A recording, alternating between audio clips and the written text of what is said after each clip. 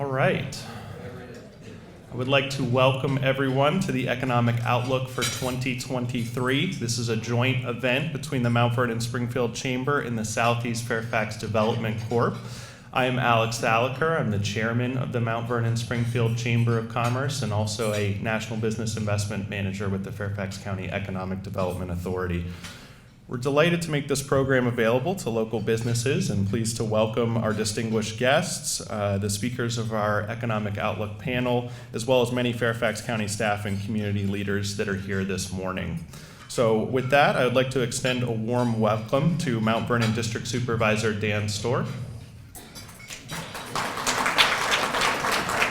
Thanks, Dan. Caught you at the perfect time. We'd especially like to recognize and thank our businesses that are sponsoring the event today. And when I call your name, will the sponsors please stand as I do read your name. So our presenting sponsor today, we have Walsh, Colucci, Lubeley, and Walsh Land Use Attorneys. Lynn Strobel is joining us. Thanks, Lynn. Our business champions from Bean, Kinney, and Corman, we have Mark Viani. From Christopher Consultants, we have Mike Kitchen. From DeLune Corp, we have Gaddafi Ismail.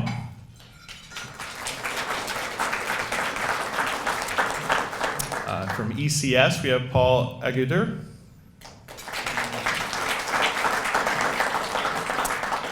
From McGuire Woods, Greg Regal. As well as Sam Media Productions, Sam Fatima.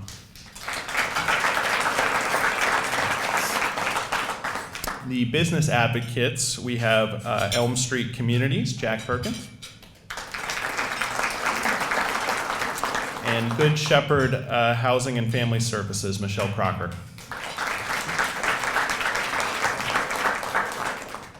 Really do want to extend a personal thank you to each of our businesses for support of this wonderful event. The presenting sponsor for the Economic Outlook is Lynn Strobel, a well-known and well-respected land use attorney with the law firm of Walsh, Colucci, Lubeley, and Walsh. Thank you, Lynn, for helping bring this event to the community, and I'll turn some time over to you for brief remarks. Thank you very much. I will be very brief. I just want to say welcome to everyone. It's wonderful to be here on a beautiful day. It feels like summertime already. It's lovely. And I just want to thank the Chamber and SFDC for putting on this event every year. It's always so interesting and just really appreciate their inviting all of us to be a part of it. So thank you, and we're looking forward to the presentation. Thank you. Thank you, Lynn. I'd also like to recognize several of the Chamber's strategic partners that are in attendance. From Burke and Herbert Bank, we have Walter Clark.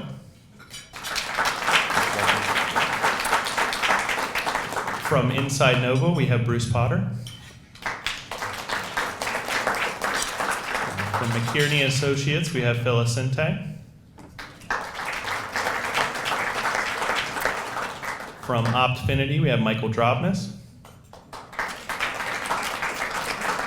And lastly, from Wegmans, we have Mike Dempsey.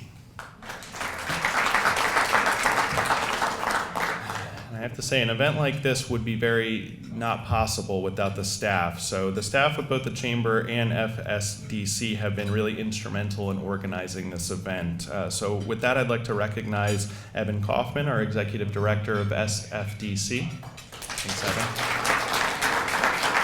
As well as our fearless leader, Holly Doherty of the Mount Vernon Springfield Chamber.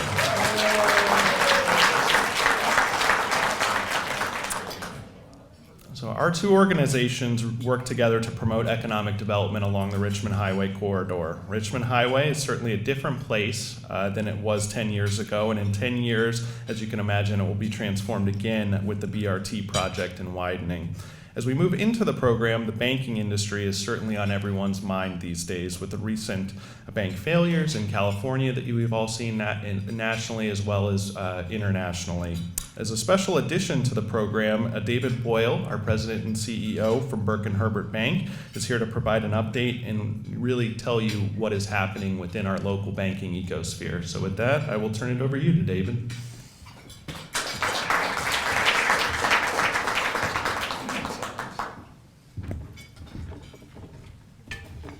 Good morning, everybody. Thank you, Alex. I had some prepared remarks this morning, but Federal Open Market Committee yesterday's minutes came out and are blaming the banks for the next recession, and I'm here to tell you that's not true.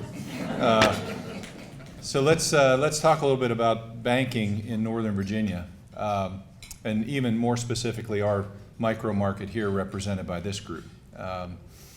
So I think the best way for me to do this, since I'm not going through my prepared remarks, I'm going to walk through our businesses and tell you what we're doing and what we expect over the next couple of years. And I think that should give you some perspective, at least on how we're thinking.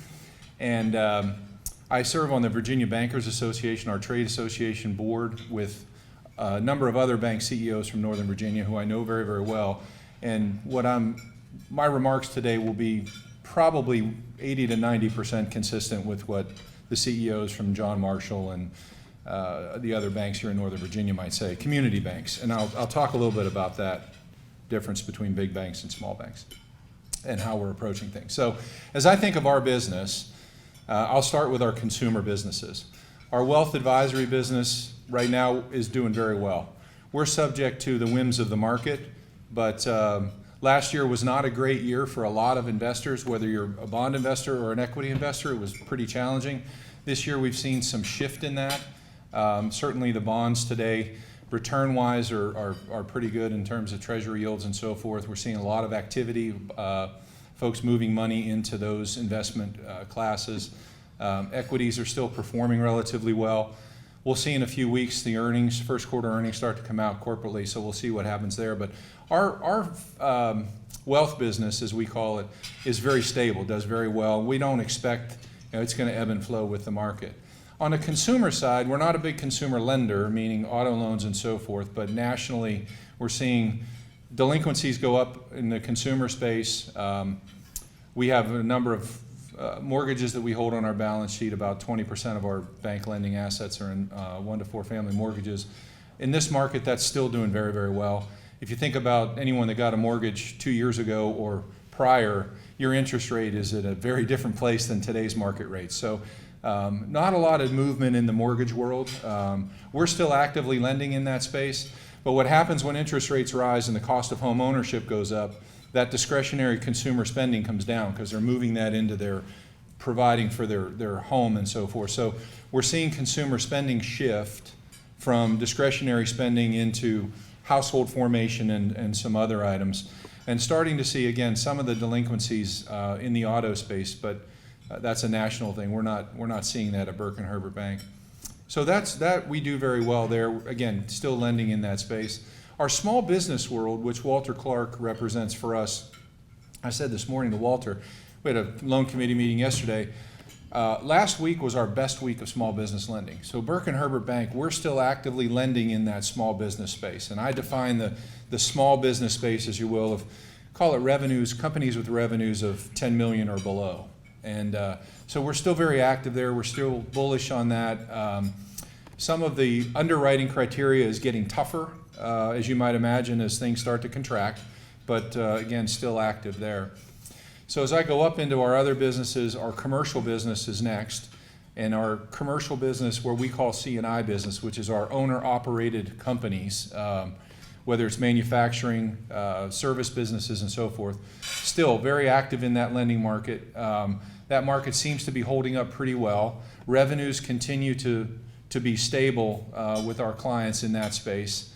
And so we're still actively lending really across the state of Virginia and even into Maryland and so forth in the C&I space. Now commercial real estate. This is where we were talking this morning about commercial real estate. Commercial real estate is non-owner occupied real estate, and it ranges from hotels to office buildings to strip plazas to multifamily type apartment buildings. And each one of those asset classes has their own strengths and weaknesses. So starting with what we think are the best today in the industrial space, industrial is still very strong. We're seeing a lot of activity in industrial. We're doing a lot of lending in the industrial space. A lot in Loudoun County, quite a bit down the I-95 corridor. We have a lot of customers that are actively putting up distribution facilities and multi-tenant, 10 and 15,000 square foot envelopes, if you will, in a 100,000 foot building where multiple tenants coming in to support distribution around Virginia, and actually up and down the eastern seaboard. That's a great space. Right now, our retail space, the strip plazas, the things you would see up and down Route 1 corridor, still relatively strong. The small businesses that are occupying those are still doing relatively well. So we're still bullish on that space. We're still lending into that space. The granularity of the rents, the number of people that are renting these smaller spaces, backfilling those opportunities to backfill if they lose a tenant is still very, very good. So we're still optimistic about that space. Multifamily next, we're starting to see some struggles and some concerns in the multifamily space. I would tell you that the rent escalations that we've seen over the past 24 months have probably peaked and quite honestly might be coming down the other side. So that's one element. The other element is there are a lot of projects still to come online. They're coming up out of the ground. They're going to be coming online. And so that's going to put some further stress on rents, particularly in the B and C class projects in our mind. And so we're a little apprehensive in that space right now. But still, longer term, we think those are going to be fine. We are seeing cap rates increase. Obviously, interest rates have gone up actually disproportionately higher than cap rates in some of this lending. And then finally, at the top of our concern issue is the office space. I think everybody's pretty well aware of what's going on in office, and it's very, very challenging. It's not a big part of our portfolio. We've got a couple projects where we have some exposure we're working through, but that's going to be the biggest challenge, I think, in the market. And obviously the rent declines from the vacancy. I read a statistic where vacancy in the district it's on CoStar might tell you it's 20 or 22%, but the true vacancy is closer to 60%. And so we're seeing building owners give the keys back to lenders. And when that starts to happen, the values collapse, right? Or come down precipitously. Collapse is a harsh word. But if you might have the best project on the block, but if everything around you is falling apart, the value of what you have is not going to be what it was. And so we're starting to see some of that. And I've been in the business long enough that this harkens back to the early 90s. And so when banks have trouble, lenders have trouble, and focus on specific segments of the market where that trouble is, our nature as bankers is, well, everything's not good. And so lending constrains, right? And opportunity for growth through lending slows down, which is economically slows down the rate of growth economically. So I do take some exception.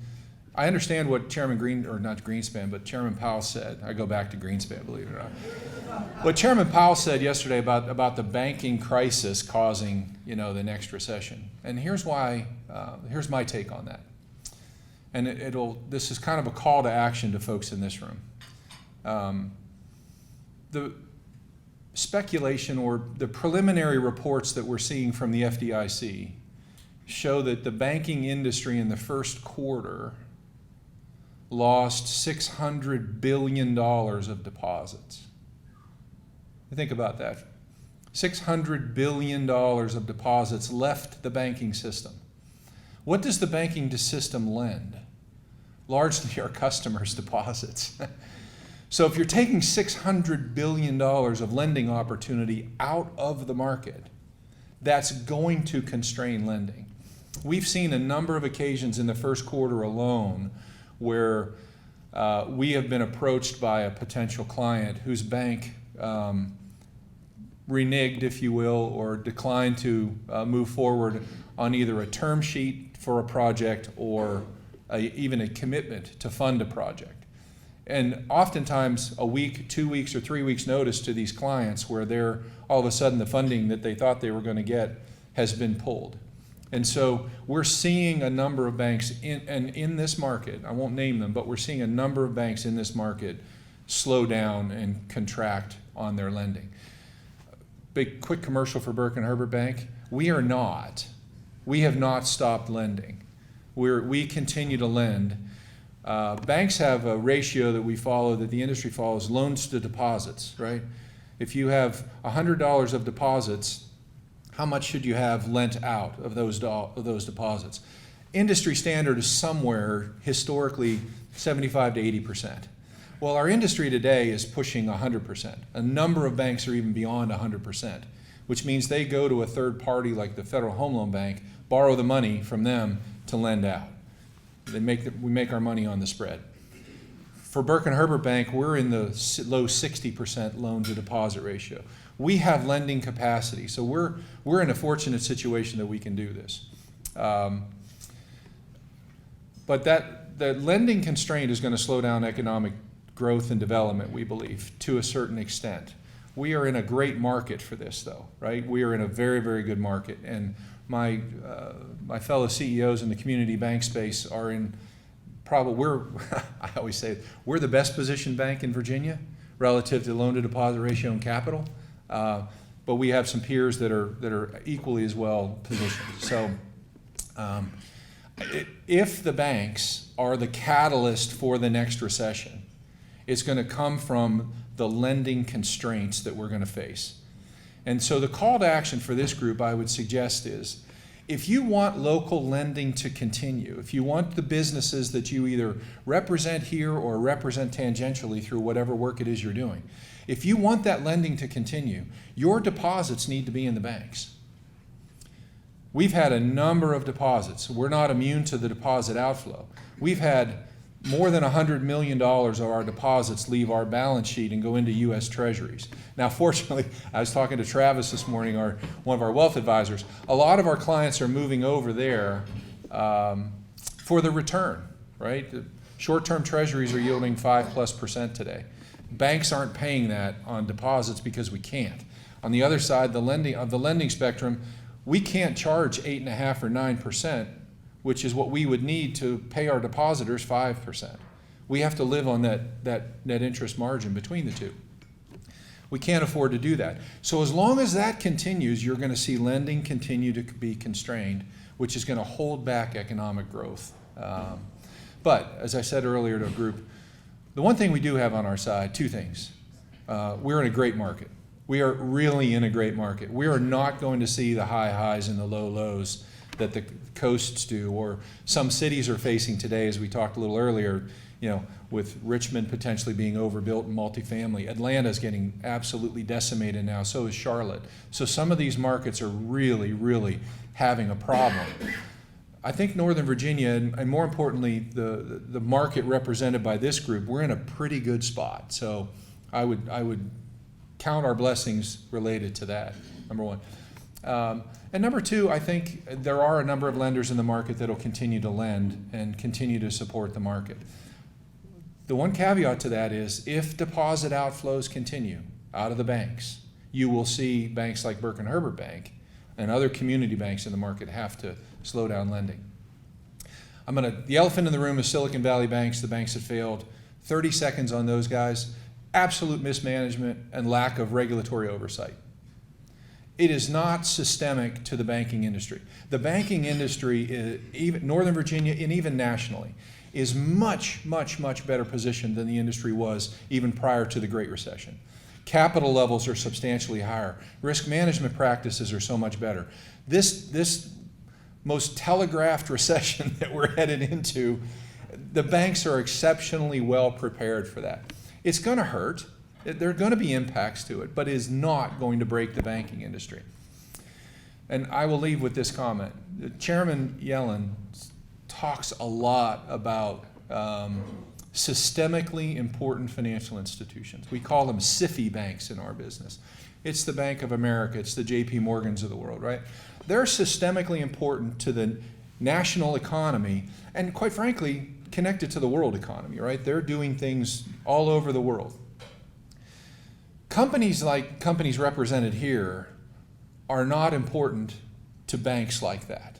And having been a CEO of one of those banks, I can promise you the customers largely represented by this group are nowhere near as important to those larger banks as you would be to your local community bank.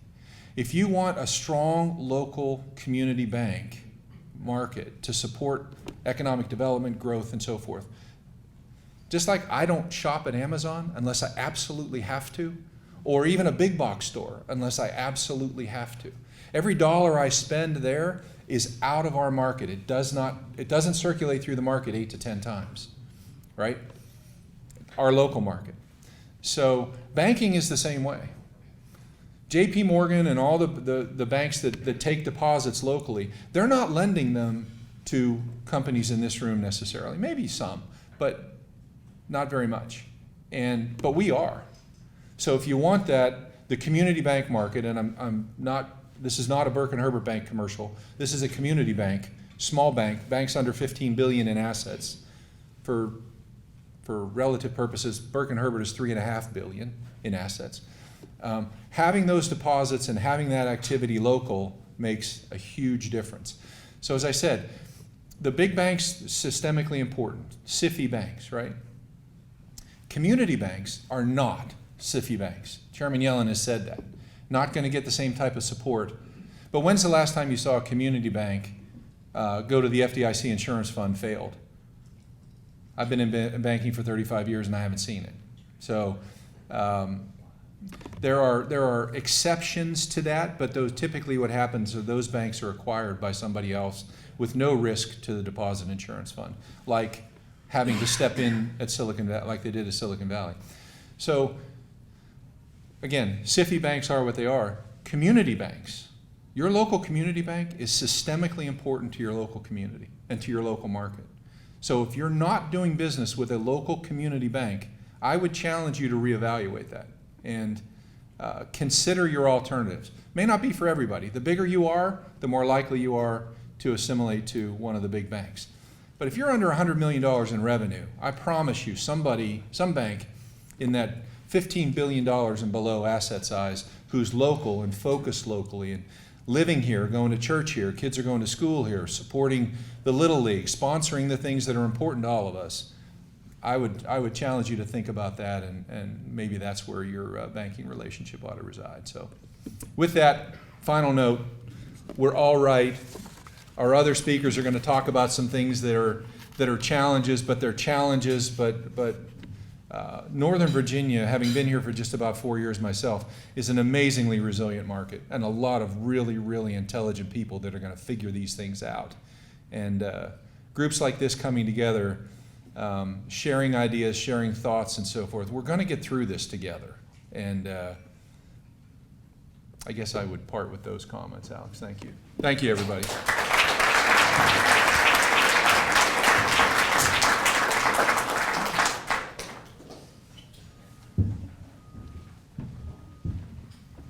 Thank you, David, for those really wonderful insights and just speaking to the stability of our market, Northern Virginia as a whole. I certainly couldn't agree more. It's really important and vital that we get that straight from the source here right in our own community, and we really do appreciate you and the rest of the Burke and Herbert team for being here today. There will be 3 presentations following the event folder that you received at registration. It does have an agenda in the bios for each of the speakers, so they will not be introduced any further. But on each table, there are index cards and pens for you to write questions for the panel. These questions will be discussed at the end of the presentations.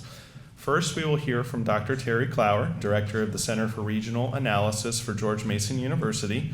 Dr. Clower has been a regular presenter at these Economic Outlook events if you've attended in years past, and we really do appreciate his continued investment in our chamber.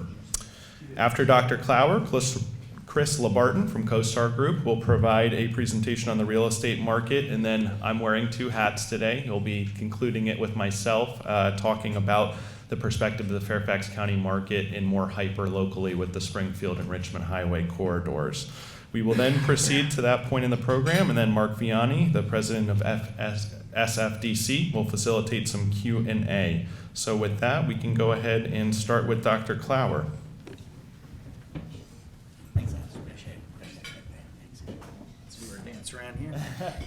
So thanks, folks. We're going to be trying to get through just a lot of material, so if somebody will let me know. I can't see the screen, so if you'll let me know when you got it up, and then I'll tell you. David, back in the room? No, he slipped out for his second round of breakfast. He's absolutely right on the community land. I remember in Texas in the recession of the early 90s, that basically the national banks shut down lending. If you were a small business, you were not getting any dollars, and yet we saw all sorts of new small office spaces going on, professional spaces, things like that, and it was all the community banks. I'm also, though, old enough and remember the savings and loan debacle of the 80s. So we have seen that, but one of the key differences about small banks, quite frankly, if you think about it, it's like a colleague of mine that we sat on a board together said, and this was during the GFC, the global financial crisis, he basically said, no, we're fine. We're a little community bank in East Dallas. We're fine, but it says two things. We never, ever look at a credit score. We look at credit reports, but we don't lend money to businesses that we don't know personally. And you think about that, so it's the personal relationships. In any case, moving along, I'm gonna tell you, I've got some stories in here, and of course I am an economist, so I practice the dismal science. So there will be some things that I'm gonna say are challenges to us. It's not all doom and gloom, but let's go. So if we're going up and we have gross domestic product is the first slide. You will have heard last year that we had 2 quarters, the first quarter and second quarter of last year had negative growth, and therefore we were in a recession already. That was the headlines going around, 2 quarters. That's not the definition of a recession, by the way. It's kind of the colloquial thing. There are a lot of things that go into whether or not you're in a recession. How many industries get affected, so the breadth, how deep it goes, and how long it lasts. And if you get all that, just think about this. In the first quarter last year, we had negative growth of about 1.6%. Every bit of that, and in fact, a 2.6% drop in GDP could be attributed to balance of trade issues, the accounting functions that go along export-import. So, it wasn't that we saw a loss of productive, activity in the U.S. It was some accounting functions, and that doesn't mean that it's not troubling. In the second quarter, it went to negative 0.6% and all that.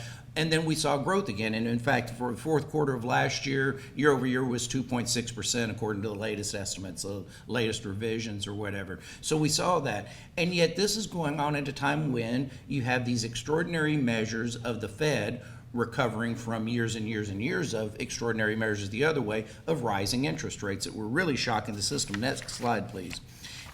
The thing is, with the rising interest rates, they're doing this to try to control inflation. But remember that the U.S. economy is about 70% consumer spending. So the only way you're going to meaningfully slow the economy at some point is if you reduce consumer spending. And the way you reduce consumer spending is you put people out of work. And despite all the nuances of it, it's kind of on the broad scale, that's what you can do. And yet the U.S. economy is basically, put too fine a point on it, basically are telling the Fed, kind of thumbing their nose at all these interest rate rises. Unemployment rate, the headline rate now that you see in the newspaper is 3.5%. I mean, when I learned economics, it was, 5% was considered structural, just the normal churn of business, right? So we have an incredibly strong labor market. The other piece of data that you have here, that slightly lighter green, that's the U6 rate. So that's the unemployment rate for people who are underemployed, meaning that they are working part-time and would rather be working full-time. And so that gap is narrowing down as well and coming in. So, all of that is still showing very resilient labor markets in the face of very much a rapid rise in interest rates. It's not so much even just the amount, it's how quickly they've risen those rates. Now, of course, our big concern is that bottom chart, which is the labor force participation rate. And you can see that we're still substantially below that. In fact, the labor force participation rate before the global financial crisis was closer to about 65%. So we never really recovered our full labor force participation. But you'll notice that we bounced back a little bit and then we flattened out, and now it's starting to creep up again. One of the interesting stories, if I'd have been given this talk 6 months ago, I told you one of the key stories of this is a lot of the labor force participation rate problem is something about kind of our disparities in society, when, guess what, ladies, when it comes to child care and elder care, you're the ones that are taking the load. And one of the things that has not bounced back has been the availability of child care services. Elder care services is becoming, well, one is you have to be millionaires to afford elder care, services in anything. I remember even a few years ago, my mom's passed now, but we were looking at assisted living, and the cheapest I could find was she was in assisted living, they were talking about $29,000 a month. And I wanted to know what they were going to be doing to her that was both not illegal and immoral for that much, and could I get some, right? But in any case, point being is that we're seeing that take back that little bit of a rise that you see in labor force participation rate at the very end. That's actually mostly women. So, but we got to get folks back into the labor force because and I'll talk about that more. Next slide. So at the end of the day, we got all this stuff about raising interest rates, and you can see that earnings have gone up. You see that little blip in the top line there that's hourly wages. That little blip was the pandemic, the height of the pandemic, because the people that lost jobs were at the low end of the income spectrum, and that meant the average of whoever was left employed was higher. It wasn't a real gain in that sense. But you notice that slope of that line starting to tick up a little bit more. And so we've seen our average hourly wages over the last year have risen 4.2%. What did I say about inflation? If you don't control wage rates and the cost of labor, you're not hitting the inflation at where you're tweaking at the margins. Average weekly earnings have not gone up, and that's actually a more meaningful number. Weekly earnings take into account how many hours people work. So if we actually start slowing down, the first thing that we'll see is the number of hours worked per week will start dropping down, if you will. In a real term, though, we're still losing ground. So even with that gain, after adjusting for inflation, it's still negative 1.6%, which means what's the pressure that employers are having in their labor markets? It's to rise wages so that people move forward, because your folks are seeing that they're losing their economic position. And right now, with 3.5% unemployment, and indeed in Northern Virginia, the unemployment rate is 2.3%. So that means that you're having to compete for labor if you're in the business. Next slide. So and this is February data. Yesterday day before yesterday, we got March data after I prepared the slides for Holly. March numbers is 5%, so a month over year, better than the 6%. So the market yesterday was saying, oh, inflation's tamed. It's not a problem. The Fed should start reducing rates and stop and all this kind of stuff. Well, I'm sorry, but remember that the Fed target is 2 to 2.5%.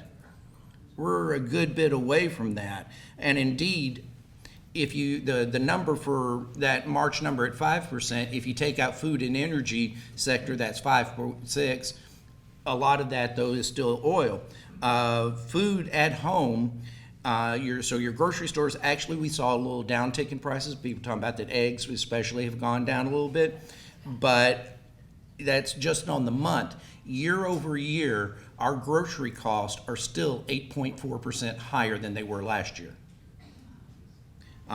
Electricity, 10% higher on average. Shelter coming down a little bit, but still 8% higher than last year at this time.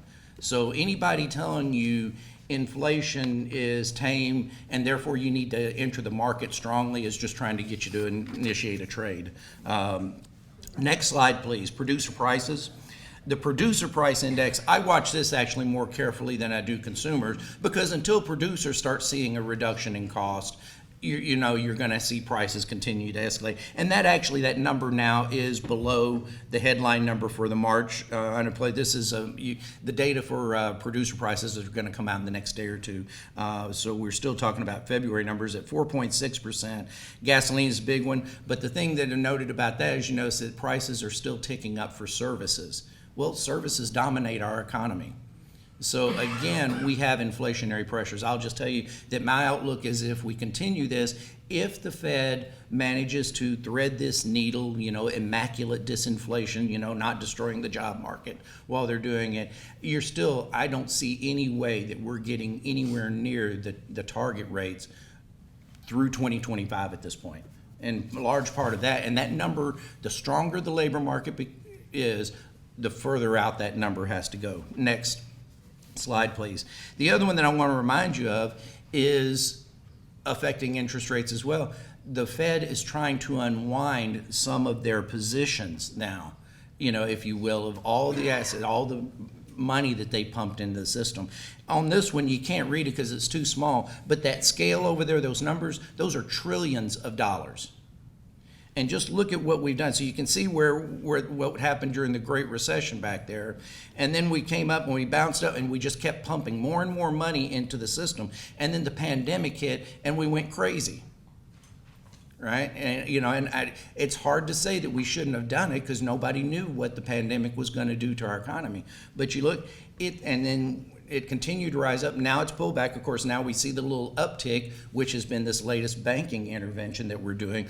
But it's going to take a long time for the Fed to wind down those positions. And while they're flooding the market with these bond sales, if you will, what's that going to do to interest rates? It's going to push interest rates higher for longer. Next slide.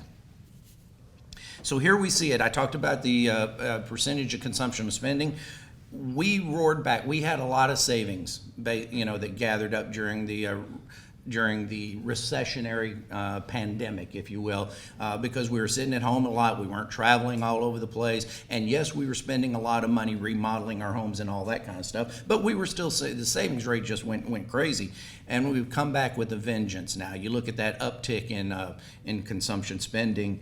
Of course, it slowed down a little bit. And as the data is indicating, it's sliding down further. But still, we're seeing a lot of spending. And think about this. Have you tried to book a trip on an airline recently and not walked away stunned? And of course, the new models that they have, I can't figure. We just booked a trip to fly to France next fall. And it was interesting. I flew business class. We're flying business class because it was $300 cheaper than the quoted rate for business economy or for premium economy. Now, I haven't quite figured out the economic model on that one yet, but whatever. I just know my butt will be in business class, and I know that I'll be paying on that for a while to do it, by the way. Next slide. So let's look at what we've been going on in this region. So we finally, last November, recovered in total number of jobs from where we were at the beginning of the pandemic, so we'll call that February of 2020. However, we do have, so the pace of growth has slowed down substantially. I will tell you that we are still down a little bit in private education and health, just about 6,000 jobs versus pre-pandemic. We're still down about 27,000 jobs in the region in leisure and hospitality versus pre-pandemic. And a lot of that I would attribute to business travel. Leisure travel has come back pretty strong. Businesses, conferences, things like this are starting to emerge again, but just corporate travel, still down a lot. The financial sector is showing lower, but there's a real artifact of that. The financial sector has taken a real hit here recently because of the mortgage rates going up and therefore mortgage lenders and all that kind of stuff. The whole home sales activity is down about 20% versus last year. So that's where we're seeing that. Professional business services, our biggest sector in our region, is up about 21,000 compared. If we go in the next slide, Northern Virginia. So now, obviously, I don't want anybody to throw their shoulder out, patting ourselves on the back, but we are the center of growth in the region. The Maryland suburbs are struggling more. They're growing, but not nearly at the rate we are. And of course, DC is having all sorts of challenges, with the office vacancies and all that kind of stuff. And of course, now, you really have this question. These data are based on employer surveys. Well, what happens if you're filling that position with somebody that's not even in the area? We've been told anecdotally that many of the federal agencies now, when they're hiring, the person is on permanent remote because they can't find the skills and this gets to a topic that I'm going to hammer on here in just a moment. Next slide, please. Existing home sales, I was talking about that reduction. So if you talk about 1,000 fewer homes in a given month being sold, and you think about that, let's say an average of probably a 5% realtor commission on that, and then you think about that the average price of a home now is over 500,000, I guess, something like that. You think about how much money we are taking out of that segment of the marketplace, not to mention mortgage originators and all of that. Having said that, it's still a pretty resilient market, as we've heard. Inventories have come down. I mean, what's the factor that we have now? We moved in the middle of the pandemic. We moved from Fairfax County down to Stafford County because I could get waterfront homes. Sorry, we don't have a creek that's navigable to the Potomac that in Fairfax as an option. But I'm now sitting on a 30-year 2.75% mortgage. I love my mortgage. I like my house. I love my mortgage. It's going to be that pry my cold dead fingers away from that house. Right? I'm never leaving that house. Well, we're going to have that factor happening a lot now. People that refinance at that low rate. Because why would I trade that? Lisa Sturdivant, one of our regional housing experts that you'll hear a lot, kind of did the calculation. She said, if you bought a house in last August in Arlington, if you compared that to buying the same house the previous August, so August of 21 versus 22, your monthly mortgage is 44% higher. Next slide. I want to talk about long-term here, though. So this is a slide we started to look at, and how are we doing on the region? If we go back to the early 2000s, the U.S. had average annual growth rate in GDP of about 2.7%. This region had annual average growth of about 4.1%. By the second half, during the Great Recession, they included that the U.S. slowed down substantially, so the average over that time, including the Great Recession, 1.2. Well, we did better. We always, as a region, will always outperform the nation during times of a recession because of the underpinning of the federal government. But look at what's happened in the last decade. We've gone down to substantially underperforming the national economy. We've lost a bit of our mojo in that sense. And I think I tell you what I think is part of the reason. Let's do a comparison. Next slide, please. So here's our 15 largest. I will tell you that for the last 6-7 months, we've usually been down there on that far left position, which we politely call dead ass last in terms of how we compare to the rest of the major metropolitan areas. We're kind of bouncing along the bottom. Now here we've moved up a couple of points, so yay, we're doing better than Detroit. Yay, we're doing better than Minneapolis, so we could either freeze our butt off or that. And of course, I will tell you what, if you're invested in Detroit real estate, get out now, because you think about with the mandates we're talking about, one of the key factors, think about this. We're moving toward this mandatory electric vehicle stuff. I really don't like the idea of federal government telling us what products are going to be successful or not, but think about this. It takes a third fewer people to assemble an electric vehicle compared to an internal combustion engine. So what's going to happen with manufacturing employment in this region? Or I'm sorry, not this region, but this nation. Next slide, please. So we actually recently had the data come out from the Census Population Estimates Program. In the last year that's measured, this goes from July the 1st of 2021 to June, basically July the 1st of 2022. We lost population in Prince George's, Montgomery County, Fairfax County, Manassas Park. We actually had a population loss, according to the census estimates, of about 3,400. That is a scary number. If I talk to any of you that are running businesses and I ask you what's your number one challenge, you will still tell me finding the talented workers we need. And by the way, this is not people that, and we'll get to the migration numbers in just a moment, but these losses it's no longer just a matter of the international rules, between the pandemic and the Trump administration rules and all of that. It's net out. If we take the whole region across it, we're still up a little bit, about 8,800. But in an economy of this size, that's a statistical blip, if you will. We actually, in this region, during the height of the pandemic, saw a slight loss. It is less than 2,000 people, but it was a negative overall change. Next slide. This one talks about the components of change, and I'll just have to tell you that that kind of the one at the bottom, that yellowish green, that's domestic out migration. The one at the top, the lighter green, is international net migration. In this, we're focused now more on the region, but you can see that we've had several years in a row where more people who are in the U.S. left than came in. Now, long run, it's not unusual for us to see that, except during times of national recession when people flee up here, coming looking for federal jobs, right? But what we're seeing is that this problem is getting worse. And if you think about so the regional economist, some of you may have had to study some of his theories, a guy named Charles Tibu, who came up with the phrase voting with your feet.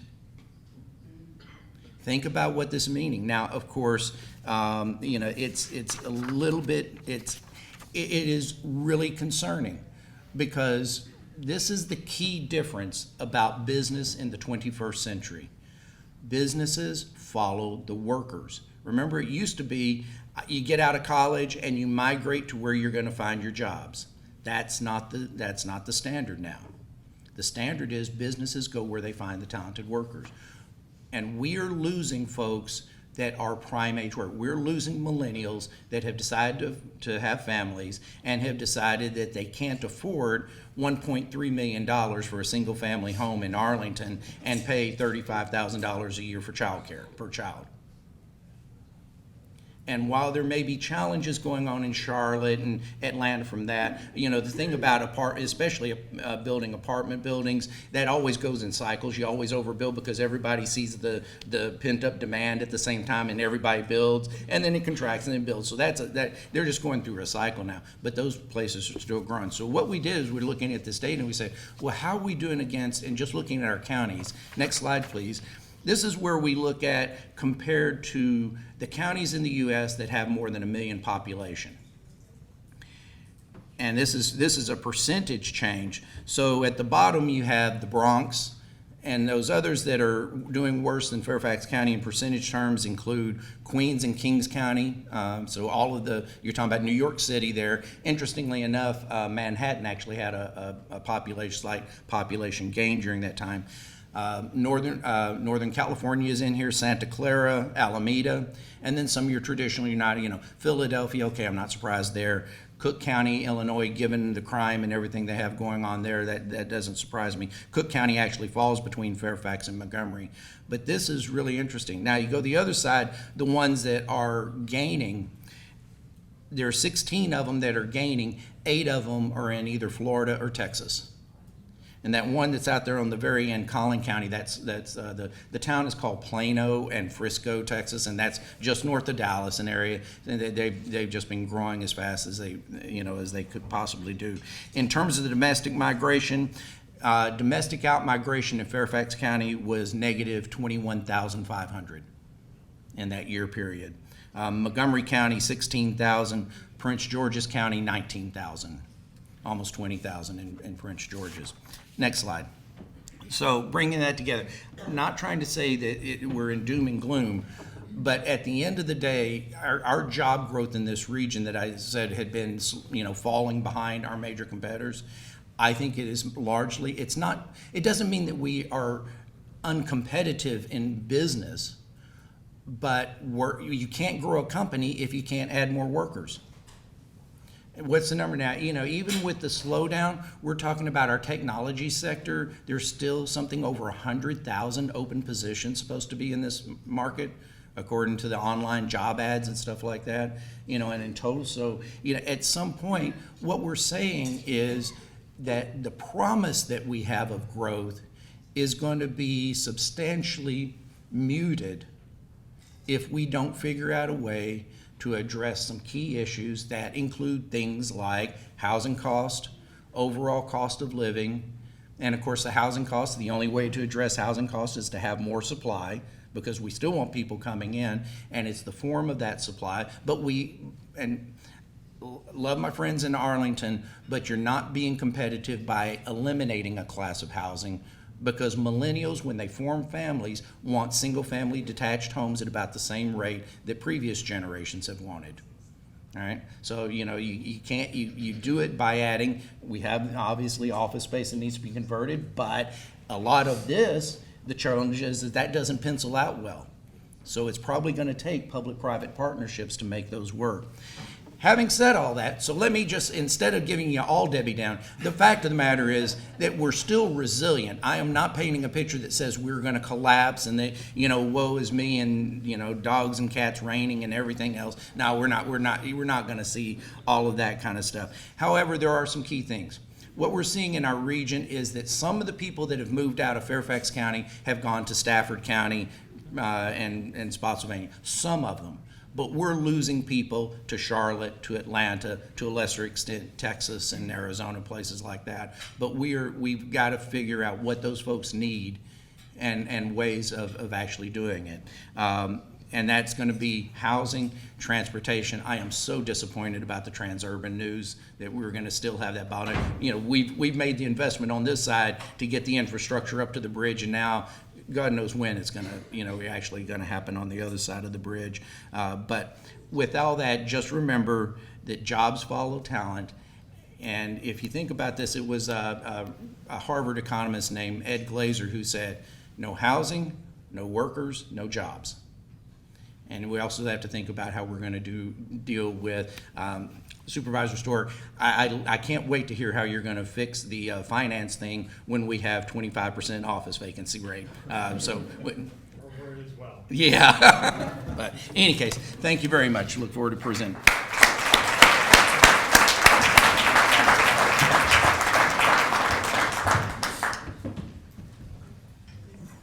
Thank you, Dr. Clower. Always wonderful to hear the insights that you share with us on a yearly basis.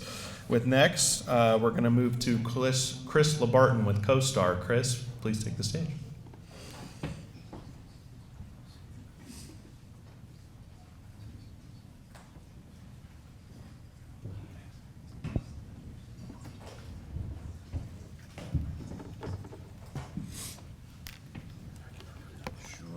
Good morning, everyone. So I'm following two very smart men. Fortunately, commercial real estate is a C student's game, so let's get at it. That's true, and I will maybe dispute that 60% vacancy. I mean, maybe that's utilization or people coming in, but we'll see. So anyway, my name is Chris LeBarton. I'm a director of market analytics with CoStar Group. I cover the Washington, D.C. metro area, as well as about 35 others. I am the face of today's labor market. But today we're going to be talking from a macro to micro. So I'm going to give you the large trends, and some of what you've already heard from David and Terry will lead very nicely into these slides. Again, I can't see, so I'm going to sort of guide myself, and hopefully we can go along. I'm going to start with the doom and gloom. So we'll dive. We'll dive into the office market. Sorry. So, am I up on the screen? Not yet. Not yet. Okay. Good jokes.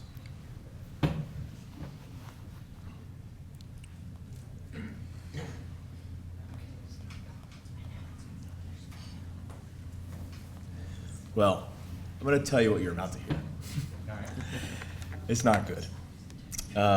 So I am part of a group tomorrow that has been assembled by the DC BIA to give testimony to the DC City Council about their proposed budget and what they plan to do to try and remedy the office issue downtown. And a lot of people are going to have 3 minutes to sort of pitch the data. We shouldn't need 3 minutes. It's not quite San Francisco apocalyptic, but it's getting there. And I can tell you, so I work 13th and L at CoStar's headquarters. I have about 3 options for lunch. 1 for a happy hour. I'd rather have 3 for a happy hour and 1 for lunch. But jokes aside, this is a big issue, and to one of your points, we might be able to siphon off some of that office and make it multi. It's a very difficult proposition. I'm sure a lot of you generally kind of know floor plates and natural light, et cetera, et cetera. But the bigger one that I'm starting to hear people think about, and I've been thinking about for a while, is who is going to want to live downtown? And I had someone position it this way. You'd essentially be living in an office park. Now there are some multi projects downtown that have worked. We're waiting to see on a couple of other conversions. One that's literally right next door to us at 13th and L. Lincoln Properties running that project. But the feasibility of these things, if you can get everything else to pencil, you then need to get $4 or $5 square foot rents, and that's a tough pitch when most of the renter population wants to live in Southwest Waterfront, or in Noma, or Union Market, or other parts of the area. So I'm gonna just call balls and strikes tomorrow, but I would not count on office conversions saving the day. How are we doing it? We have a very pretty picture. So it's not your data. No, it's not.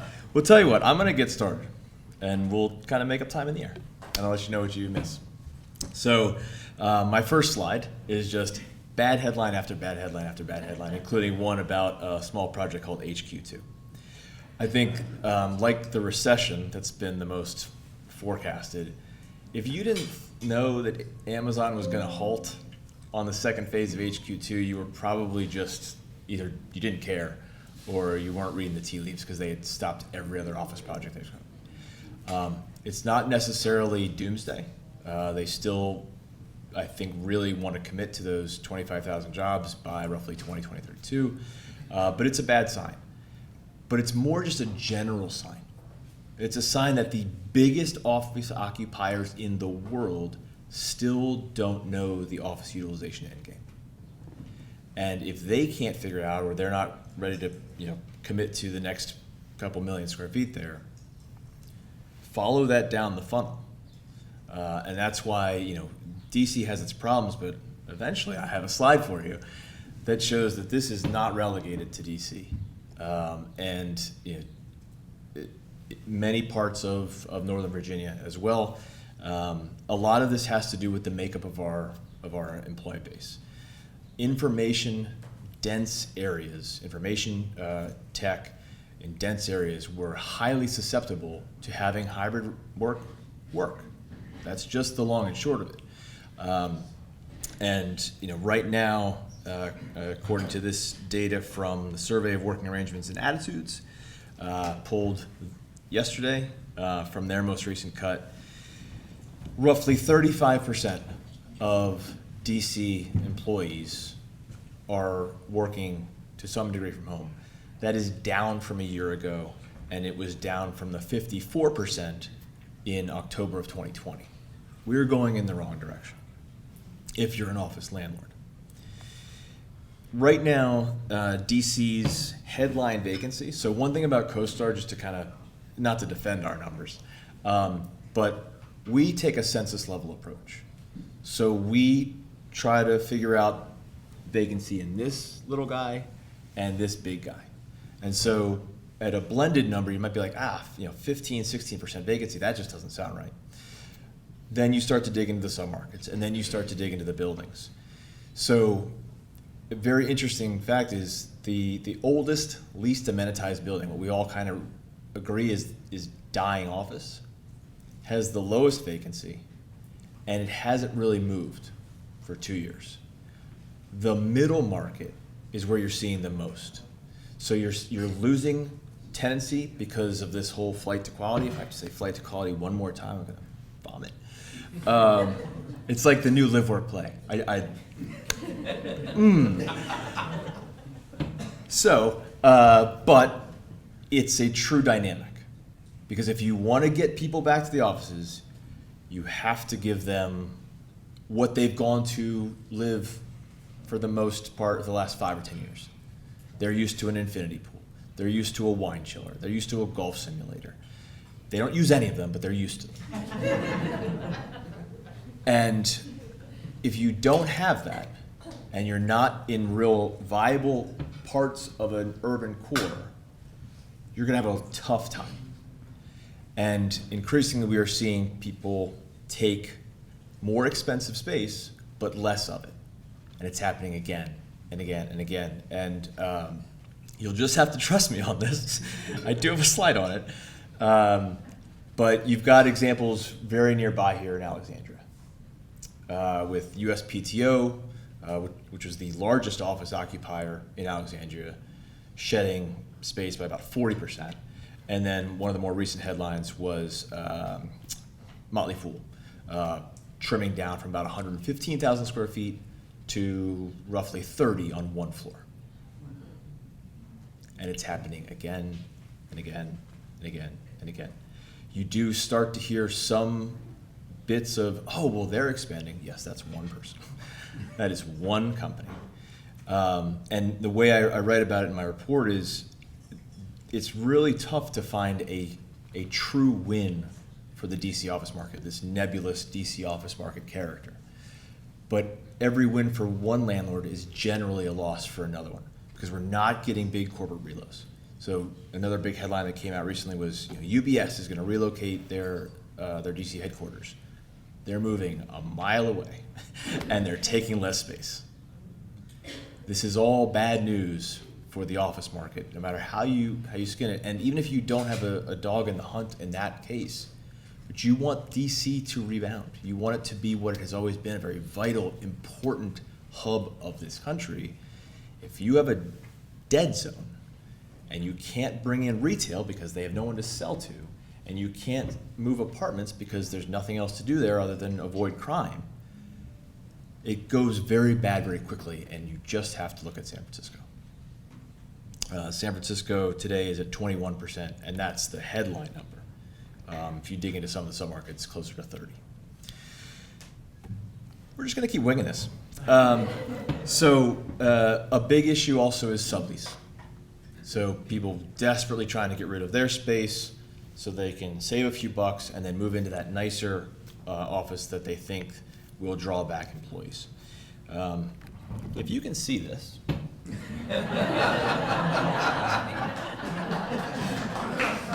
it's a big wall, okay? That's not good. You won't be able to see the next slide, but hopefully you can see this. It's an even bigger wall. That's DC, okay? I really wish I had like a bigger, but that's, some slides you don't need an analyst to tell you what you're looking at. That's bad news. And again, I told you, DC gets all the headlines and mostly responsibly, but a lot of this is Northern Virginia. So anybody want to take a stab at the highest vacancy submarket in the DC metro area? It's a fairly reliable one for old vacant office. Pentagon City. Headline rate, and I pulled this yesterday, 38.5%. Next one down, Oakton, 29.5%. Greenbelt, 25. Ballston, 25. Vienna, 24. Crystal City, 22. Clarendon Courthouse, 22, and on and on and on. So this is not just a DC problem. If you're like a Walking Dead person, you're hoping like the walkers or the biters or whatever you call them would like stay in the fake boundary, they have crossed. Okay? So I did, for each property type, a Fairfax County tail of the tape. Right now, vacancy in Fairfax County office, and this is taking in everything, from the oldest to the newest, smallest to the biggest, is 18.6%. Year over year, that's up roughly 1.5%. Rents have fallen by about 0.5%, not a surprise, and that's just an asking rent. The real nastiness happens when you get into the effective rents and what has to be negotiated out.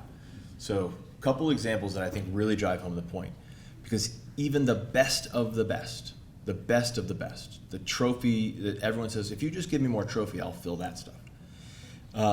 Law firm Oric signed a 15-year lease at brand new trophy space in the district. By agreeing to sign for 15 years, they were given $175 a square foot for a tenant inducement package. That's like, that is record setting. And that is kind of the high end, but everybody you talk to now, yeah, I'm giving about 100, 125, 150, just to get somebody in the door. And you need at least 7-year term on that, because at 5, you're giving away money, you're throwing it away. The average right now is 2 months free for every year of term. It's bad. Okay, let's talk about good. You can't tell, but I just turned to industrial.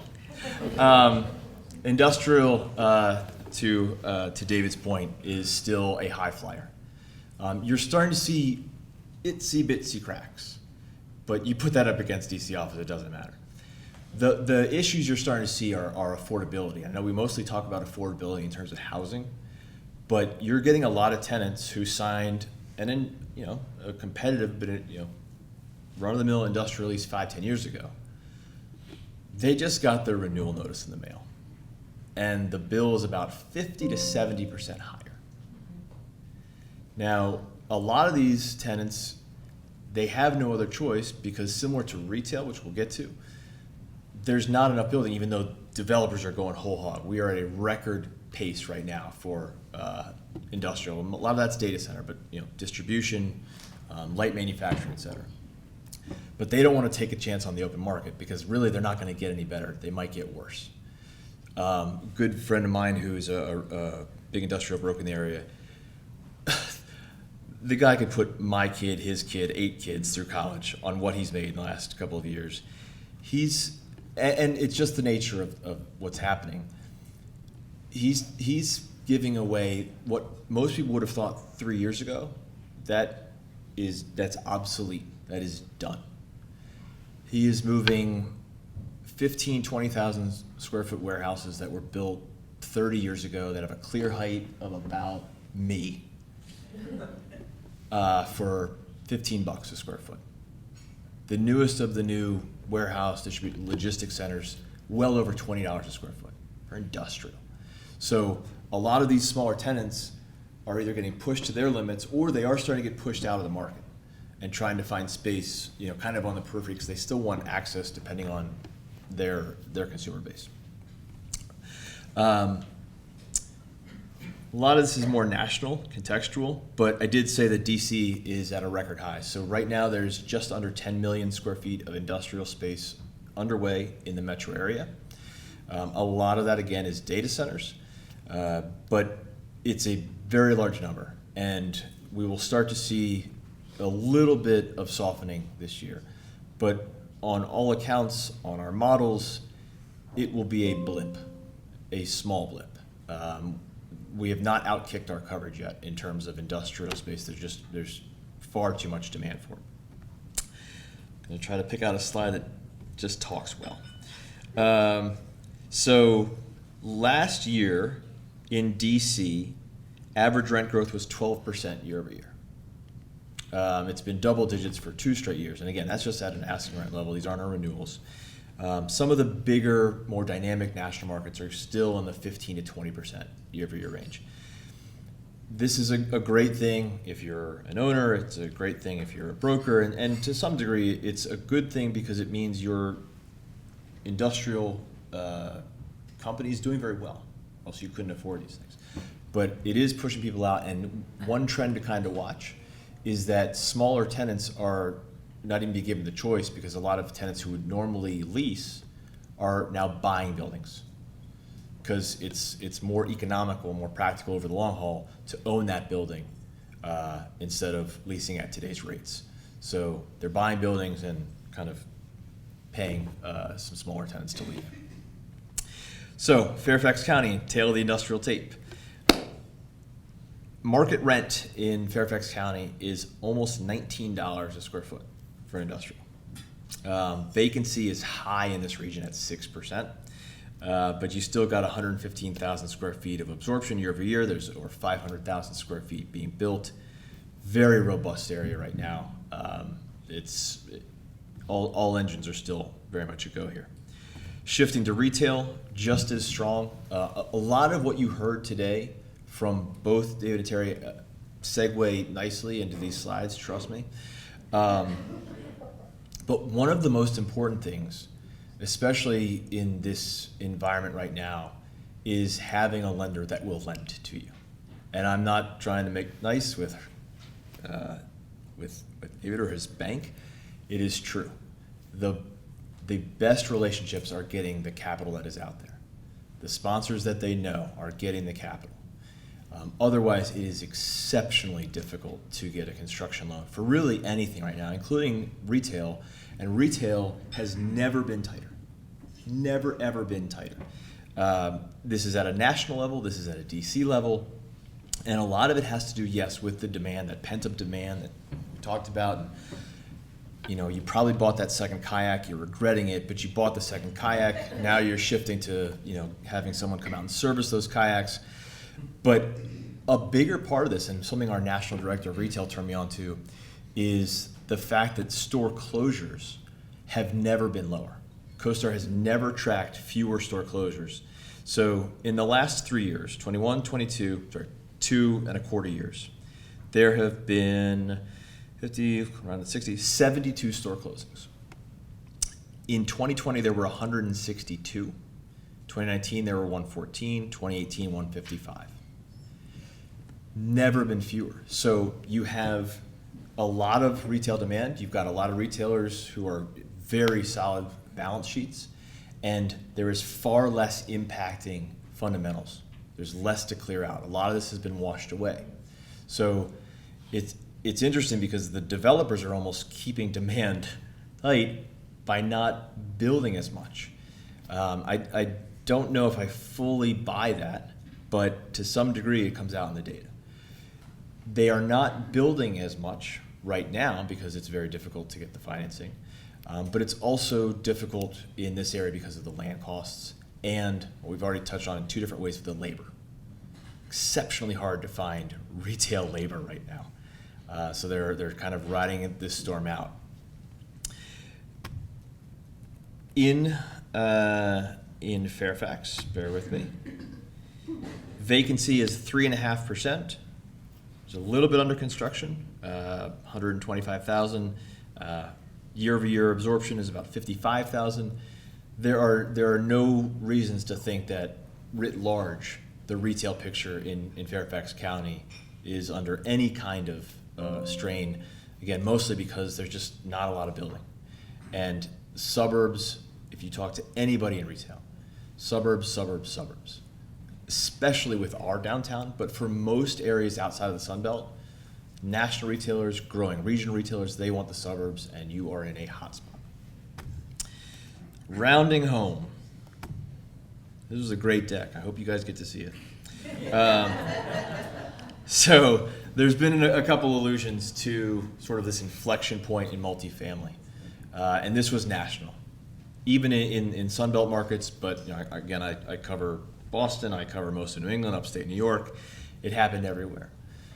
Combination of just inflation just kicking everyone's butt, fears of a recession. So when we fear recession, inflation, we're going to hunker down, we're going to stop forming households. And DC actually, among major markets, held its ground pretty well and speaks a lot to the resiliency that both gentlemen who preceded me talked about. And we are starting to see demand tick back up. But right now, there are 36,500 apartment units, just market rate, being built in DC. We expect about 13 to 14 of them, 14,000 to deliver this year. Now, most of those are in hotspots because, like we said, you just keep building and building and building until you outkick your coverage. But so far, that really hasn't happened. that's where the renters in this area want to be. And that, the Maryland version of that is a great comeback story in Bethesda. Sorry, I am a Montgomery County kid, but it's happening. That's why I'm just very, very bearish on the prospects of any kind of scaled multifamily coming into downtown DC until they solve something else with retail, crime, generating more green space. It just doesn't seem to have legs. As I said, 36,500. This is on top of 10,000 units that delivered last year. That was the 10th straight year of 5-digit deliveries of market rate units. And the demand just keeps coming, I dug into this and found that over the last 10 years, if you just considered all of the units coming online as one big apartment building and all of the renters as one renter, every year it's stabilized in a year, 90%. Within a couple basis points, 89. The depth of the demand pool is almost unquestioned here, but there are little pieces that you have to be mindful of, and if you try to build into an area just trying to get the affordability play, or trying to sneak out just because multifamily is still the big thing and it's very expensive to buy a single family home, you got to be careful because renters not only are highly selective of their ecosystems, but they are very smart these days, and they will shop you into the ground. So we will round home just in Fairfax. So you are seeing a little bit of the slippage here. So vacancy has gone up almost 2% year over year. It's just over 6.5% now. In Fairfax County alone, there are 4,500 units, market rate, under construction right now. And the last 12 months, only 950 were absorbed. So you're heading towards a bit of an imbalance. And this last slide shows that vacancy will probably top out this year, if our models are remotely correct, over 8%. So you've still got about 150 basis points to go. And it's just a matter of whether you kind of see demand come back, or you still start to see it moving out to places, honestly, like Richmond. And I'm not a shill for my company, but when we moved our regional headquarters down there, it's like, Richmond? We have researchers out of the gate down there starting at about $72,000. That is a king's ransom in Richmond. And a lot of our tenured researchers and research managers are up over 6 figures. It is a compelling argument to go south for affordability, better weather, and the traffic. Anybody want to guess what time I left my house today just south of Baltimore? The reason why I came in when I did, just like, I'm so sorry I'm late. No, not bad. 6:55. I pulled into that parking lot at 8:36.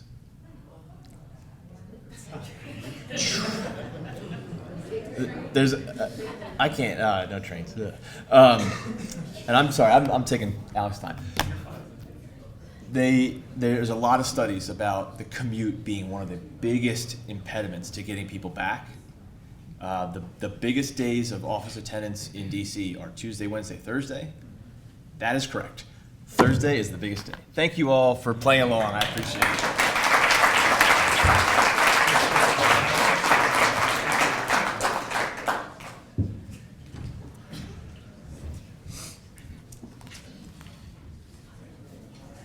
Appreciate it, Chris, for being so flexible and kind of rolling with the punches there. We'll make sure that presentation gets sent out to everyone who attended today's event and just push that out through our website as well. Some really great information there. Well, I will go ahead and round us out then. So, David, if you wouldn't mind maybe pulling up my presentation, fingers crossed that this one actually comes through.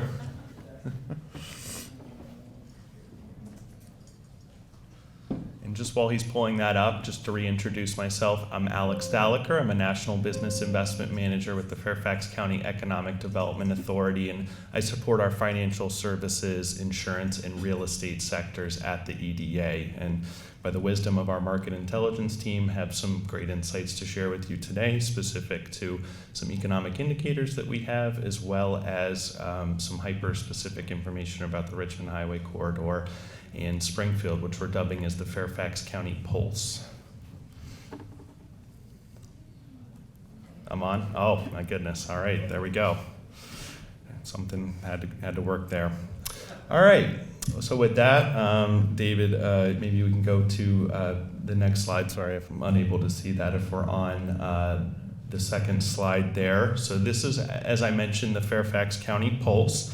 This is our new data set that we're going to be pushing live on our website here soon that gives you some economic indicators going on throughout the Fairfax County region. So with that, I'll go ahead and start with resident labor force, unemployment, and employment indicators. Just to let you know, resident labor force and employment exceeds our pre-COVID peak. At the tail end of the trend lines there, you can see a surge in the number of people who are entering the labor force and gaining employment. And we really see this as a positive sign here in the county. As Dr. Clower mentioned earlier, our unemployment rate in the county is about 2.4%, which is around where Fairfax County was pre-COVID and far below our peak of 10.1% at the onset of COVID. And just to note, layoff activity in this region has really been minimal and markedly less in Fairfax County than other jurisdictions nationally. You can see there job postings. So job postings for us can really serve as a leading indicator for employment. New job postings for Fairfax County were 22,740 at the end of March. And new and current job postings exceed unemployed residents, which may be an indicator that demand within the county exceeds the supply of workers that we have here, as we've heard previously. The prior 2 months, we did have an increase in new postings, and this month we actually saw a slight drop, which might indicate some potential softening in demand by our employers, obviously something that we're monitoring and tracking closely at the EDA. Job posting demand does remain strong within the broader Northern Virginia region, however. And then just kind of comparing us within the region, unemployment within the Nova region as a whole ranged at about 1.8% for Arlington County to a high of about 2.7% for Prince William County. And jurisdictions within Nova have amongst the lowest unemployment rates in Virginia. As you can see, we compare well against Virginia, the DC market, and well below the US number as well. If you'll go to the next slide, I'll talk about more office-specific information. So in terms of office and industrial vacancy, we've really seen an increase in leasing activity year over year, but office vacancy rate does continue to climb. We were at about 16.7% at the end of 2022. We have seen most evidence of flight to quality, as you've probably heard. You know, a lot of newer buildings have come online in our hotter markets, such as the Tysons and Reston area, and those newer buildings and space amenities are tending to lure the talent back, and companies are really strategically positioning themselves as an opportunity to really incentivize workers to get back in on a regular basis. We have really seen industrial vacancy kind of settle. It's about the same that it was last year at about 4.9%. The limited amount of industrial space that we have here in the county does make these properties extremely in demand. Our industrial space is predominantly located in Western Fairfax and actually along I-95 right here. We're really specialized in lab space, distribution, and small-scale manufacturing. Talking a bit about the business establishments, for third quarter 2022, business establishments rose above 41,000, which is a record for Fairfax County. These figures represent business establishments with employees on the payroll. In terms of taxable sales, they remained strong at about $4.4 billion during the last reported quarter, and our total taxable sales are greater than totals from the same period a year ago and well above our totals that we saw pre-COVID. We did see a small drop quarter to quarter, which may indicate some softening in spending. Again, just another thing that we're tracking. Capital investment, it came in at about $1.4 billion for calendar year 22. This was a slight decrease for 21 totals that we saw, but the silver lining there is that 21 was a record year for us in terms of investment in the county. Deals were really evenly split. We had about a third seed early stage, a third later stage, and then a third accelerated growth. The top areas of investment included healthcare, cyber, compliance, and sports. And then federal procurement, this is something I really want to talk about because this was a record year for federal contract awards in fiscal year 22. We had $34.6 billion in unclassified contract awards or obligations for work to be performed in Fairfax County. The top county in the U.S., in fact, for contract awards in FY22. And for that same year, civilian contracts were greater than defense contracts, which remain unclassified. Those civilian contract awards were led by the HHS and the VA for IT and healthcare modernization, and the top DoD agencies were the Army, Air Force, and Navy. We are fortunate to be located, obviously, to the DC market where a lot of those federal agency small business contracting staffs are located.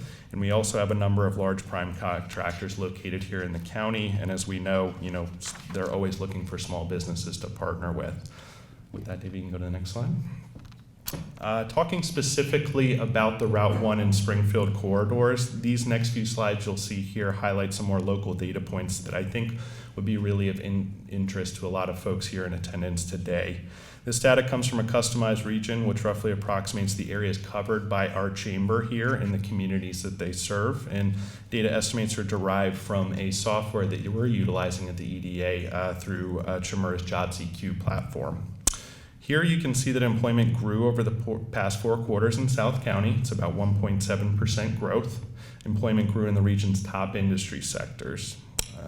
Estimated unemployment for this region specifically is about 2.9%, which is slightly higher than the unemployment rate that we're seeing throughout the county.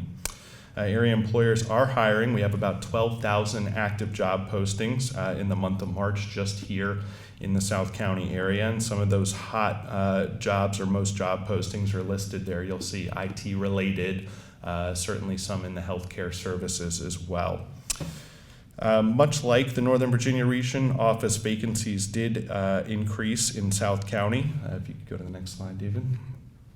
Average annual wages also increased 3.7% during the same time period. In 2022, there were 5 WARN notification events, or we classify those as layoffs, impacting the area. Golden Services, Genesis Logistics, Peloton's manufacturing facility here, and we also received 2 from ABM Industry Group. And some of the top employers there are listed below within the region. As you can see, a lot within the federal contracting space, some of our larger contractors that you're all familiar with. David, if you go to the next slide. This is talking about specifically capital investment in federal procurement within the South County area. So capital investment or VC deals and seed funding, as we track them, were increased about $8.5 million over the prior year. 6 deals covered the following industry sectors. We had aerospace with Scout, entertainment with the new Alpine X facility that's slated for the Lorton area. Steel Like, a UHPC piping manufacturer in the Springfield area, covered construction. We had market training for startups with Velocity Growth, supply chain automation with Transvoyant, as well as food services with True Made Food. Federal procurement or placer performance was about $4.7 billion, and you can see some of the top contractors are listed there. With that, Dave, you can go to the next slide. And just wanted to cover quickly some factors to watch and consider. Overall, Fairfax County, we seem to be recovering well from the pandemic, and like I had mentioned earlier, not experiencing a lot of the economic disruption that we read about the news, California, flights out of business communities and other regions as well. Our industry mix and demand sources, or we classify those as customers for goods and services, is somewhat different than other regions and has softened impacts, but provided a buffer for us, similar to economic events in the past. And as others have indicated, I think this is a real plus for our county and our region. We really have focused on at the county planned investment and development around the Route 1 and Springfield corridor. A lot of our local leaders have been very integral into that process. We're bullish that this can help boost economic development and learning opportunities for our residents in the future. Just to A few of those examples, the Embark Richmond Highway, the Wish Center that Supervisor Luss has really bolstered, the Workhouse Arts Center, remodeling, as well as the Springfield Commuter Garage and the Office of Community Revitalization's Economic Incentive Program at the county, which is offering opportunities to redevelop properties within our specific community revitalization areas. We do have a robust multifamily pipeline in the Springfield area. There's over 1,000 residential units in the pipeline in Springfield alone, and over 4,000 units in the Richmond Highway pipeline. So we're very confident in terms of the multifamily options that are going to be available in the coming years. Federal contracting and federal employment is really kind of our underpinning, as you can imagine, here in the economy. Decisions regarding the budget deficit obviously have an impact on agency spending and our economy as a whole. It really takes 6 to 9 months, we've noticed, to see those impacts in the economy from rate increases by the feds. We're starting to see some of those impacts now from earlier rate increases, as others have mentioned before. Inflation impacts the purchasing decisions, obviously, of the customers and investment decisions made by our business owners, such as yourselves.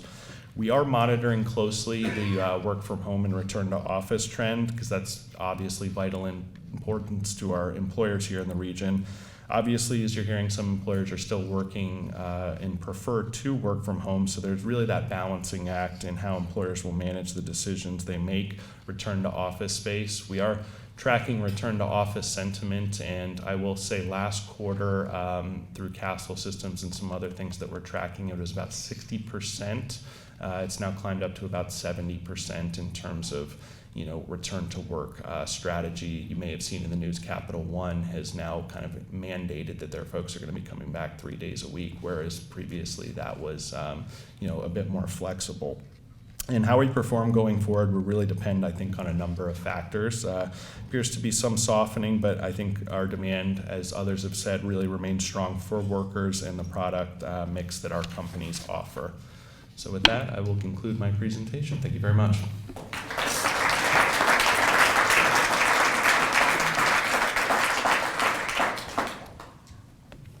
All right, I think for the Q&A portion, we're going to have Mark come up and just field some questions that we might have. So Mark, please. Do I do that, or do you want me to take the microphone You can do whatever How you did we like. end up playing? We ended up deciding how we were going to do this. So I was told there were going to be cards. there are cards, so if anyone has any questions, please Hey feel everybody, how y'all doing? Thanks for coming here. I guess I'll be handling the questions part of it, and I'm walking around, I guess, with the microphone for those of you who have questions. Please. So, for folks who have questions, this here. First question, is David Boyle. Where did the $600 billion in deposits go? Better question, where's Dave? Yeah, well, the two might be related. David is not here, but, Treasuries and larger banks. Yeah. treasuries and larger banks, all right? Take that at face value, all right? Dr. Clower, how do we encourage business developers to build single-family homes? Lower regulations. I've only been here for about 8.5 years now, and I'm still working on this whole notion of what a proffer is. Most of the places in the country that are doing well don't have such things. I'm not saying that there's not advantage to it, and it's one we use for policy, but I do think that it's a really, the cost of building a house, it's still incredibly high. Labor is tight in that market as well, so there's all sorts of things we gotta do. We need more rational immigration laws, because over half of the construction workforce are non-citizens. So we need to address it from that way. But largely speaking, I think some of the things that we can do is go back and look internally at our local governance about the way we regulate the construction process and the cost that we impose on developers as they're trying to work through that. Is there a way to streamline that and reduce some of those costs? It may not solve all the problems, but we're not producing more land. And so, we can't fix that. Mr. LeBarton, what are the industries you mentioned besides data centers The industries for industrial. for industrial? So a lot of it is traditional 3PL. You are getting continued stream of specialized, so cold storage. Although we're starting to see some pushback from that already with not the death of grocery shopping online, but it's severely diminished. Can you give him the microphone, Oh, please? sorry. Yeah, sorry. I apologize. So, again, your traditional third-party logistics companies, warehouse distribution, some specialized manufacturing as reshoring becomes much more profitable and popular, some cold storage. You're also getting a lot of flex work. Alvin just mentioned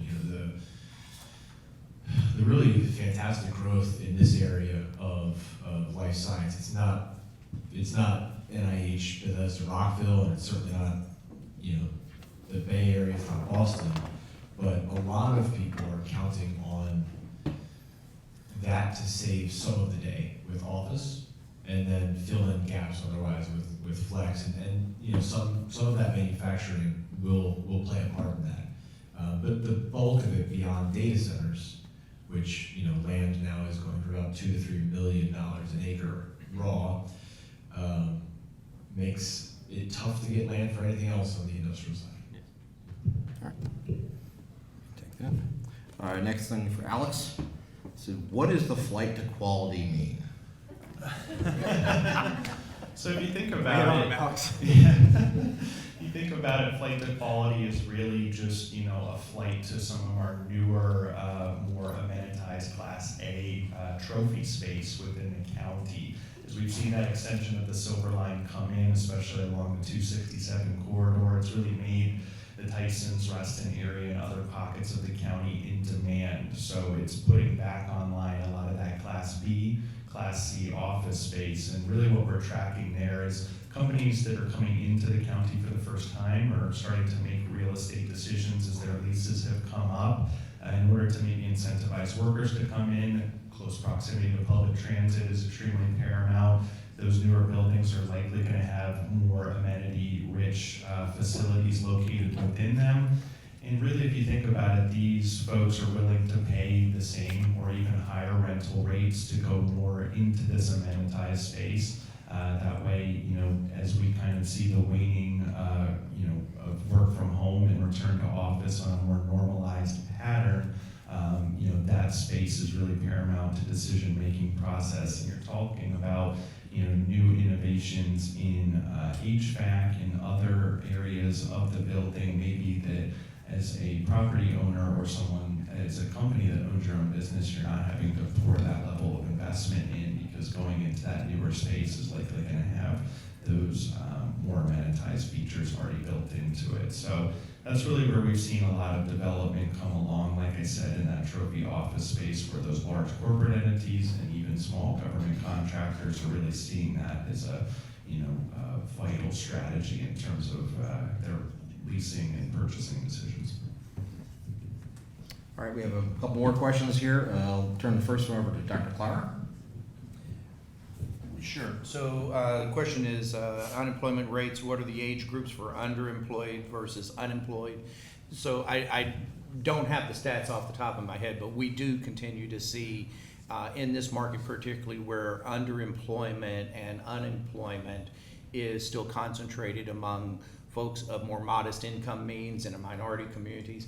One of the key things that I would argue is that one of our key large manufacturing, keep in mind, manufacturing is the smallest sector of our regional economy. It's something maybe 5% of something like that of employment.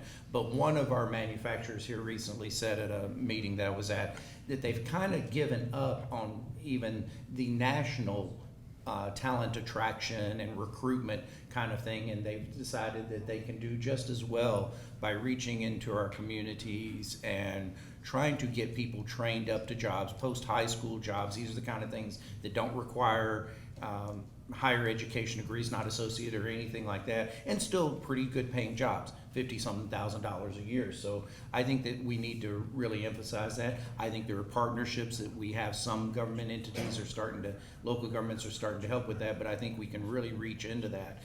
So one of the things is, remember, if they're already here, you've kind of you know, you've kind of already adapted to our great weather, laid-back lifestyle, easy commutes, all of that stuff, right? So, you know, it went, you know, let's go ahead and grow what we have and then worry about bringing other people in. It's always sunny in Fairfax. Yeah, with regard to actually talking about training people up, you know, not every job needs a college degree, and, you know, taking advantage of those opportunities to train the local population. I would like to point out, you know, with Supervisor Stork in the room and the Board of Supervisors, the support they've given to the Wish Center, which is a pretty good opportunity when you take a look at what's going on. And it's now opened up down on the southern end of Richmond Highway, but that's an opportunity where we're taking local residents and be able to teach people with meaningful skills to allow folks, particularly, and this being from the heart here, someone who grew up in this area, my neighbors, my kids' parents, their relatives, the kids who went to college, high school here and are not going to college, to allow them to stay in this community, you know, as the area gets more and more expensive, and to have the skills and the abilities, you know, to be able to continue to be employed and have meaningful careers ahead of them. Alex, speaking of careers, I'd like to let you make a quick plug here. Yeah, absolutely. I mean, speaking of that more localized talent, did just want to make a quick plug. We have now started the marketing for a June 14th career fair that we're going to be doing here with the Chamber. It's going to be at the Embassy Suites in Loisdale Road, and really opening that up to a lot of the smaller business community. We ourselves at the EDA do quarterly career fairs for some of our larger employers in the region that are free to attend for job seekers, as well as companies to participate. But obviously, we want to make sure that we're, you know, keeping jobs here within our own local community and affording some opportunities for some of the smaller businesses who might be looking to hire. So that's going to be focusing on transitioning service members in the spousal community, partnering with Fort Belvoir, and really excited for that opportunity. So if you do have hiring needs here locally, just know that the Chamber can be a resource to you in that regard. So can SFTC. With that, I'd also like to, Chris, if you got a question, let's have you take a look at that. I'm a residential real estate agent. I've noticed in recent years that CoStar has purchased several residential real estate platforms, tech. What do you think the next 12 months hold for our local real estate market in Virginia? As Dr. Clower said, you will have to wrestle his mortgage out of his cold, dead hands. And I think that probably goes for a lot of people, including myself and my wife. My wife is stronger than me. It's going to be a very tough year. I liken it somewhat to how competitive the leasing market is going to be in the residential rental area. Concessions are not quite back to where they were in the kind of peak of the pandemic in 2020, but they're getting there. You get about 2 months free in downtown DC, 1 month free on, you know, either side of the heavier built suburban borders. But if mortgage rates stay, I mean, right now they're north of 7, if they stay above 6 and you kind of ran those rough numbers, that's a daunting task, because you will not see the bid-ask spread come down on these single-family homes, and I mean, for condos for that matter. So I would think you're going to see a lot of stasis, unless some sort of black swan event happens, good or bad. I mean, Yeah. So one of the things we do, as you know, Northern Virginia Association of Realtors, we do their forecasting. And I'll tell you that the three things you'll see is inventories are still incredibly tight, almost, you know, how low can they go? They keep getting tighter, and this gets into the not selling off my good mortgage. That's keeping our prices. So what we have seen is that homes are not selling at 105% or 110% of ask. It's gone back to more like 98.5%, which is a more normal market. So we're just returning to sanity in that a little bit. But we are still, the pent-up demand for housing is still there, and versus that we're not going to see. What is going to happen, though, is no matter what happens with prices, you guys in the realtor business are impacted by the number of sales. And that is going to be a good 20%, I think, by year end. Lower mortgage rates have come down a little bit, they're above 6. Part of that is a renormalization. My first mortgage was 10.5%. Right, but you know, so but we're getting back to getting renorm, and we actually see people kind of still buying into this 6% where they need. One on the condos, one of the things that's coming up is there's legislation that may appear next year, next session that needs to be watched about the coverage on reserves. There's a real emphasis on that after that condo building collapsed in Florida. And I think we're gonna have both local and state, and the state's looking at it. We've done some support work on the research behind that. And I think there's gonna be some condo owners moving forward that are gonna get some really nasty surprises if you start mandating that in multifamily, multi-story properties to get reserves back up what they need to be. Yeah, just add one more thing to that is, I can't remember who the study was, but I think it was John Burns, who's sort of like the gold standard of single-family research. And the little blurb on LinkedIn was, you know, how many people think that a normal mortgage rate is 3%.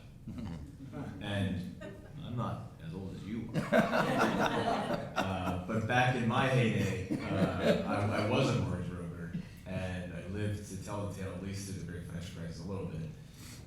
But when rates dipped below 6, it was, let's refi. And oh my God, they just went below 5%.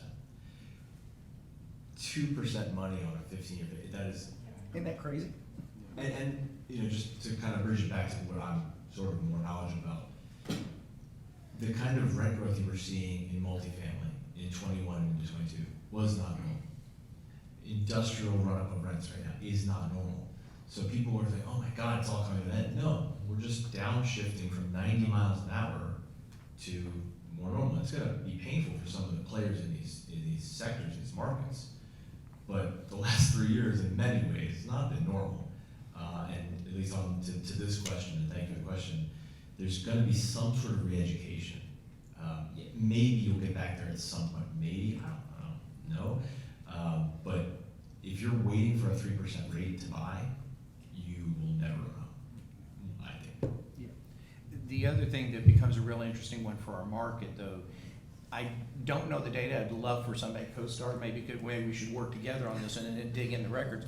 But how many of our sales are actually institutional buyers who are converting ownership to rent? Because people, when they get to your age, you want to own. Our whole tax structure, our national policies are driven around home ownership as being the way to build multifamily or multi-generational wealth. But we are losing housing stock in this market to the rental markets, and I think we need to figure out some policy approaches that incentivize selling to other owner occupied as opposed to the industrial. And this started back in the Great Recession. Folks were buying up cheap homes that were thinking they were gonna flip them quickly. And then they figured out what a cash cow a rental home is. And so those homes never came back onto the ownership market. I don't know the extent of that, but and it's really hard to go through the records and tell because of trust and all this other kind of stuff, but it's research worth doing. Let me address one other question that somebody had, and we'll referring to auto manufacturing, job losses with EVs. The EV industry is creating more tech support jobs versus manufacturing. Please comment.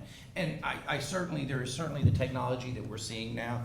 And of course, what gets blended in, I even did some work in Tulsa recently on economic development strategy, specifically looking at electric autonomous vehicle kind of things, because those two are wind up being talked about almost simultaneously, and they're different, of course, but it's all kind of a pantheon. But what I want you to think about is, if you have a car that's engine has, what is a third of the moving parts of an internal combustion engine, what does that mean about service? What does it mean about parts sales? And you just think about the entire supply chain of car ownership is headed for a disruption if we do what the president has talked about of basically a federal mandate that says, you know, Detroit, you can't build internal combustion cars anymore. We're gonna have you do EVs. And you know, boy, at the pace that they're talking about, that's a big market disruption. I think so. We'll have to see, and it's going to. It won't. We don't have auto manufacturers around here, but you think about industrial space for distribution of the parts and all that kind of stuff. But it's not a big impact on us, but it's one that obviously has a big national impact if you think of it that way.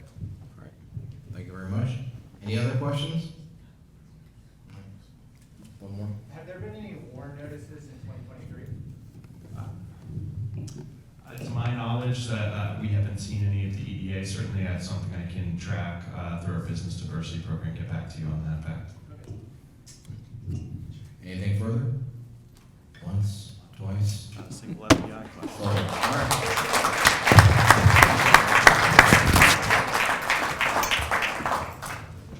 No, not a single FBI question. I'll take that. This concludes our economic outlook. Thank you each for this, outstanding panel, and thank you to our sponsors. I hope everyone has a great rest of their day.